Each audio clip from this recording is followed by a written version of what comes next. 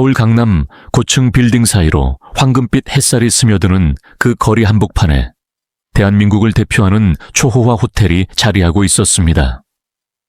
겉으로 보기엔 평범한 숙박시설처럼 보일 수 있지만 이곳은 이름만 들어도 세계 각지의 VIP들이 고개를 끄덕이는 말 그대로 명품 호텔이었지요.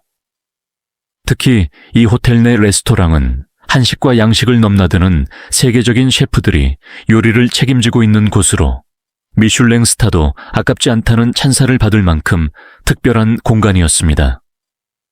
그리고 이 고급 호텔의 주인이자 회장은 바로 강민호. 그는 어린 시절 가난을 딛고 맨손으로 일어나 대한민국 최고 호텔의 회장 자리에 오른 입지전적인 인물이었습니다. 하지만 그날 그의 호텔에 특별한 손님이 찾아옵니다. 화려한 정장도 명품 핸드백도 없이 두 손에 보자기 하나를 꼭 쥔 채 로비로 들어선 여든의 노부인. 그녀는 바로 강민호 회장의 어머니 박순희 할머니였습니다. 오랜만에 아들을 보러 온 박순희 할머니는 아들이 좋아하던 묵은지를 직접 담가 품에 안고 호텔을 찾은 것이었죠. 묵은지 좋아한다 카더라. 맛 좀 보여주고 가야지. 그 마음 하나로 수십 년 전 김치독을 묻던 손으로 직접 버무린 김치를 들고 말입니다. 유리 천장이 높게 솟은 호텔 로비, 반짝이는 샹들리에 아래 고풍스러운 서양식 조각상들이 세워진 그곳은 분명 아들의 공간이었지만 할머니에겐 너무도 낯선 세상이었습니다. 그때 문득 오래전 아들과의 대화 한 토막이 머릿속에 떠올랐습니다. 어머니, 전에 해주신 된장국 레시피로 호텔에서 한번 만들어 봤는데요. 손님들이 엄청 좋아하셨어요. 다음에 오시면 꼭 드셔보시고 평가 좀 해주세요. 그 약속을 기억해낸 박순희 할머니는 묵은지를 든 보따리를 더욱 꼭 움켜쥐며 레스토랑을 향해 발걸음을 옮깁니다. 프런트 데스크 앞에 도착한 그녀는 조심스레 물었습니다. 아가씨, 혹시 이 호텔 안에 있는 레스토랑이 어디 있는지 좀 알려줄 수 있을까? 단정한 유니폼을 입은 젊은 여성 직원 이수연은 환한 미소를 지으며 답했습니다. 네, 할머니. 제가 직접 안내해 드릴게요. 그녀는 마치 오래 알고 지낸 손녀처럼 따뜻한 눈빛으로 할머니의 보폭에 맞춰 함께 걸어갑니다. 복도양 옆엔 세련된 미술 작품들이 전시되어 있었고 바닥에는 은은한 조명이 비쳐 발걸음마다 반짝임이 깃들었습니다. 혹시 호텔에 오신 이유가 있으신가요? 조심스럽게 묻는 이수연에게 할머니는 수줍은 듯한 미소를 지으며 말합니다. 내 아들이 이 호텔에서 일한다네. 전에 레스토랑에서 된장국을 만들었다고 하더군. 꼭 한번 와서 먹어보라길래. 이수연은 잠시 놀란 듯 고개를 끄덕입니다. 아, 그러셨군요. 이 레스토랑 정말 유명해요. 아드님께서 추천하신 된장국이라면 분명 맛있을 거예요. 그런데 혹시 아드님께서는 호텔에서 어떤 일을 하시는지 여쭤봐도 될까요? 순간 할머니는 말끝을 흐립니다.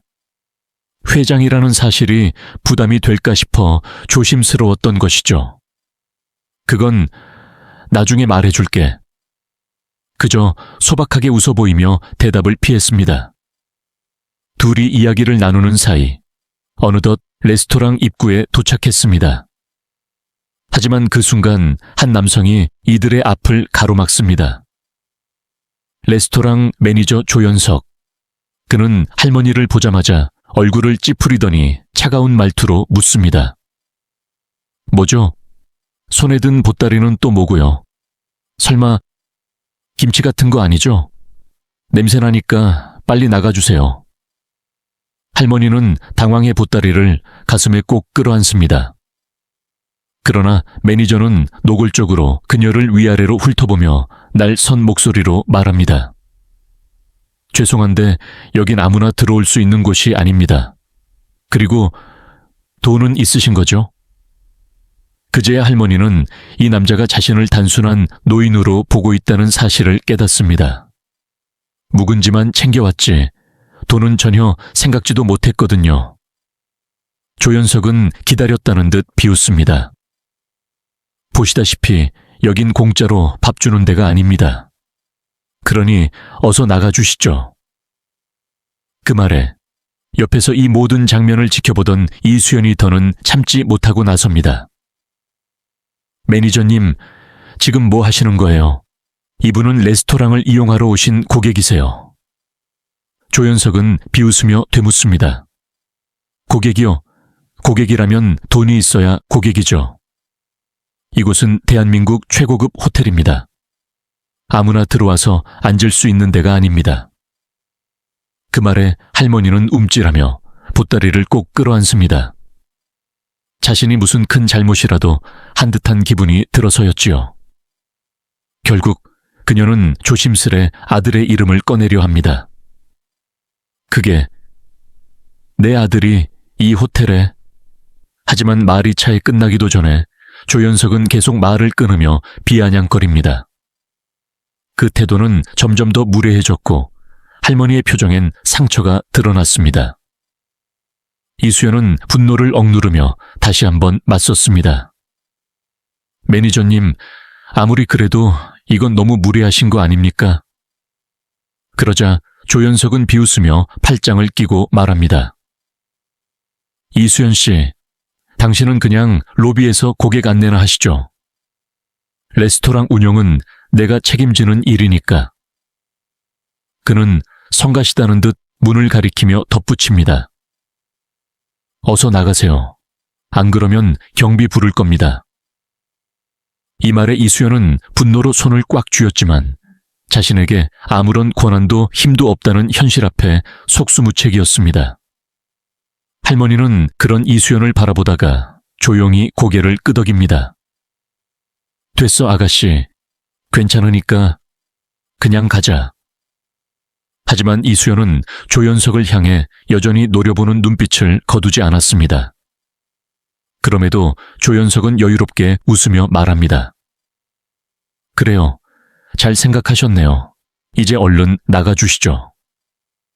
결국 두 사람은 조용히 레스토랑을 나섰습니다. 호텔 복도를 걷는 동안 이수연은 말없이 입술을 깨물고 있었습니다. 그러다 갑자기 발걸음을 멈추더니 할머니를 향해 깊숙이 고개를 숙입니다. 할머니, 정말 죄송해요. 제가 더 강하게 나서지 못해서요. 그녀의 눈에는 미안함이 가득했습니다.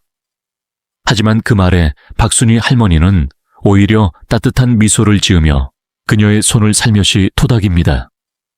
뭘 미안해야 하나. 나 대신 나서줬잖아.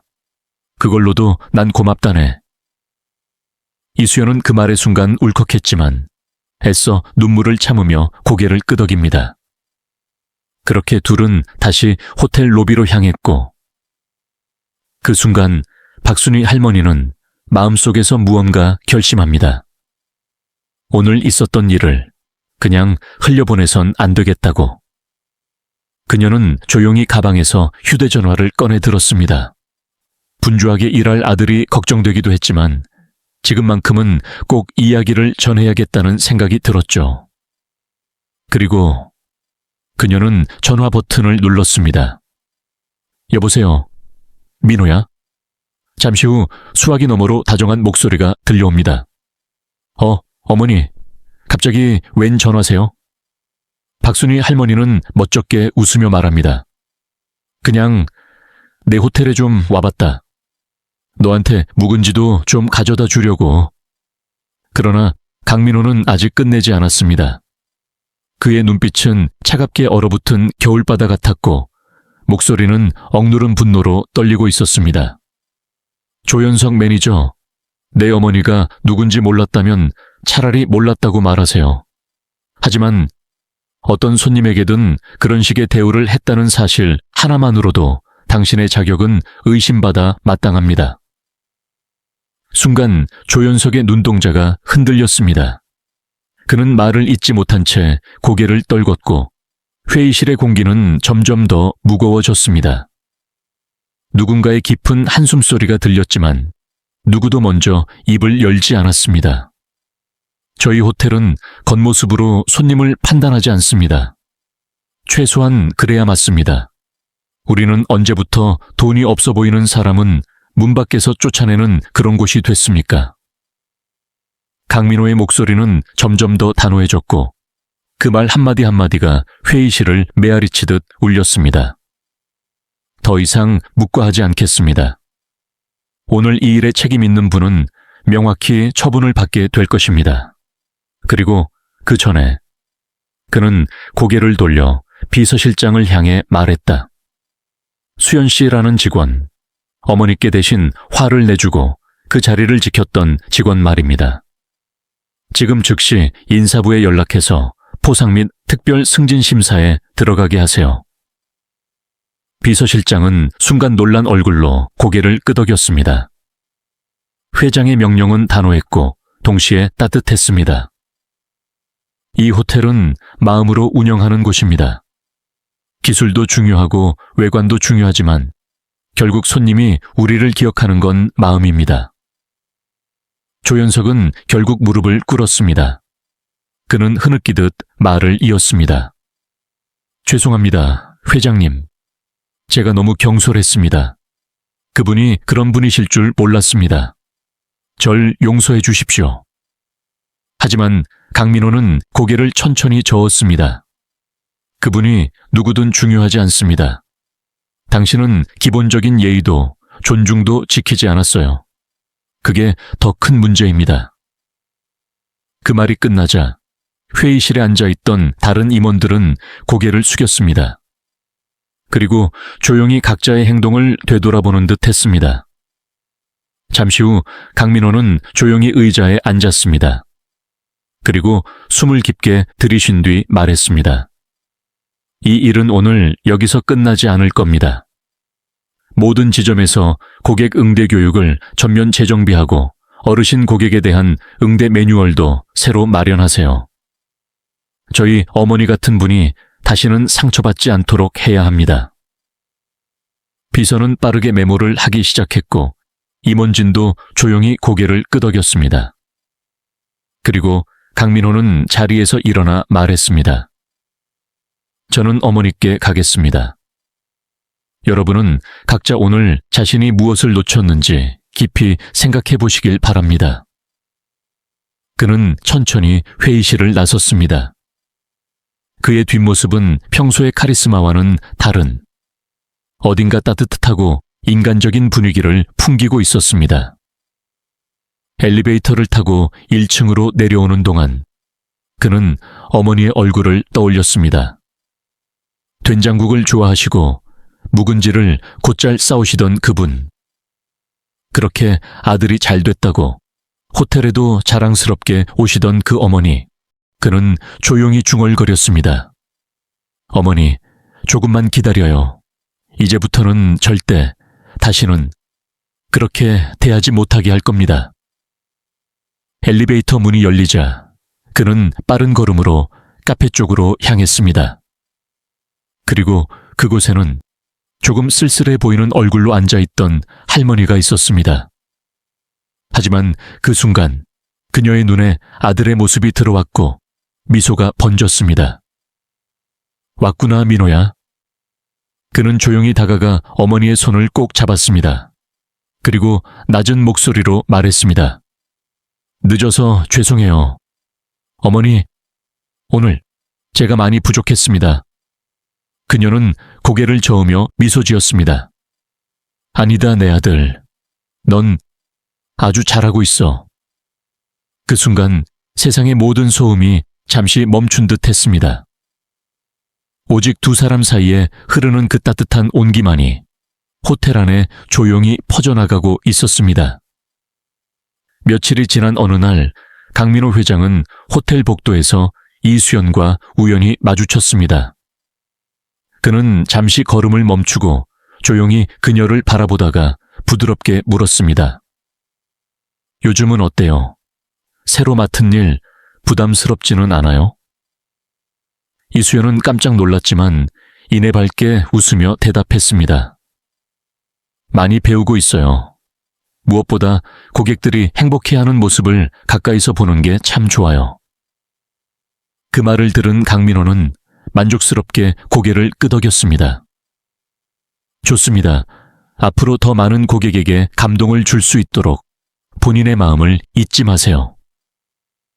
그는 그 말을 남기고 자리를 떴지만 이수연의 마음속엔 그 짧은 대화가 깊이 새겨졌습니다. 진심을 알아주는 사람이 있다는 것만으로도 그녀는 다시금 큰 힘을 얻은 듯 했지요. 한편 조연석도 서서히 변화를 겪고 있었습니다. 어느 날 아침 호텔 로비로 들어서는 한 노부부를 조심스럽게 맞이한 그는 손수짐을 들어드리며 정중히 인사했습니다. 안녕하십니까. 조연석입니다. 머무시는 동안 불편함 없도록 도와드리겠습니다. 노부부는 잠시 놀란 표정을 지었지만 이내 따뜻하게 웃으며 말했습니다. 이렇게 친절한 젊은이가 있어서 참 좋구먼. 우리 손자 같아. 그 말에 조연석은 마음이 이상하게 울컥했습니다. 처음엔 자존심 상해 억지로 시작했던 일이었지만 이제는 이런 작은 말 한마디에 가슴이 뭉클해졌던 것이지요. 그리고 또 며칠 후 그는 호텔 정원에서 한 할머니와 벤치에 나란히 앉아 있었습니다. 할머니, 햇살이 참 좋죠. 그래, 자네 덕분에 이렇게 나와서 앉아본 건 오랜만이야. 혼자선 힘들어서 포기했거든. 할머니는 그를 바라보며 따뜻하게 덧붙였습니다. 조 매니저, 자네 같은 사람이 있어서 참 고맙네. 이 호텔은 정말 좋은 곳이야. 그날 밤 조연석은 일기를 적으며 눈시울을 붉혔습니다. 나는 지금 조금씩 사람이 되어가고 있다. 그는 그렇게 스스로에게 다짐했습니다. 앞으로는 절대 사람을 얕보지 않겠다고, 어떤 고객에게든 정성을 다하겠다고 말이지요. 그리고 시간이 흘러 호텔은 어르신 맞춤 서비스를 정식 프로그램으로 확대 운영하게 되었습니다. 조연석은 그 프로그램의 총괄 담당자가 되었고, 그는 스스로 기획하고 아이디어를 내며 더 적극적으로 변화에 동참하게 되었습니다. 그가 주도하여 만든 기억을 담는 산책길은 정원 곳곳에 옛 추억을 되살리는 사진들과 문구들을 배치한 공간이었고, 많은 노년 고객들에게 큰 사랑을 받았습니다. 이 길을 걸으면 옛날 생각이 나서 눈물이 나네요. 제 남편이랑 처음 데이트하던 그 길 같아요.